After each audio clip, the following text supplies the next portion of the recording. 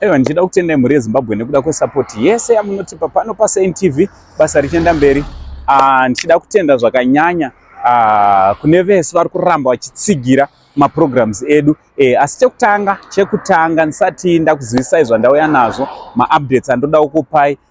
Chekutanga, if you are new kutionawo pana paSaint TV, I kindly ask you to subscribe, turn on your notification bell so that every time we upload a video you'll be notified. Ndichitoti murisei maZimbabweans kwese kwamuri.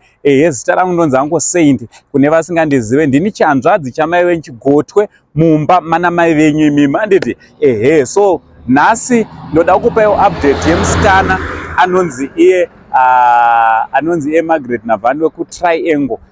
Tinoda kutenda veHope International School kuruwa uko vakamupawo scholarship yekuti anga ari mubhodha pachikoro chavo. It's a private school. Aiwa, tichida kuti thank you very much nekuda kwerudo rwenyu rwakadai. Thank you very much. Mwanasikana achanga akachengetedzeka. Kune vasingazive the story of Magi, anogara nababa vake kunzvimbo yekupedyo nekunonzi kuuswa ushava.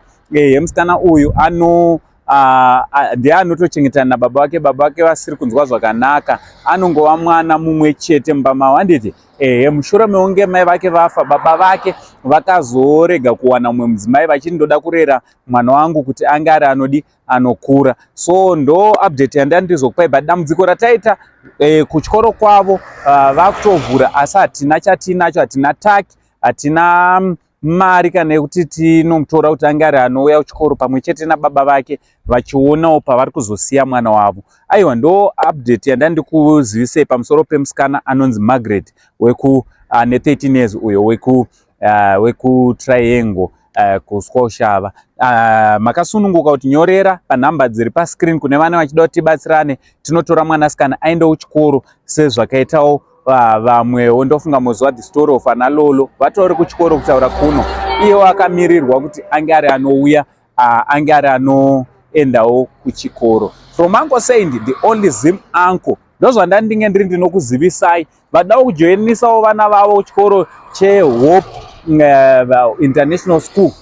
Nhamba dzavo ndo dziri pascreen, paposta ravo apo, paflyer ravo. Munogona kuvabata ipapo. Vane mafees ari reasonable pachikoro pakachengetedzeka. Ndakatopasvika pakanaka zvikuru kunzvimbo yeRuwa. From Uncle Saint, the only Zim uncle. For now, Nchiti, it's much love.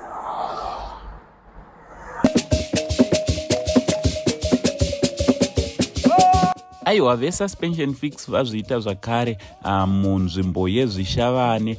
Imimi musafambe nemotikari isiri kuita zvakanaka pasuspension kana ava varipo, nekuti idzi ndidzo nyanzvi pabasa racho. Zvamunongoita imimi chete kusvika panhamba 74 Robert Mugabe kana kusvika pashop number 5089 LIS Mandava Mushavane, mototenga suspension yenyu pamwe nekugadzirirwa motikari yenyu. Ipapo makatomirira zvakare tinoita press fit ipapo zvakare. Aiwa, idzi ndidzo nyanzvi pabasa racho.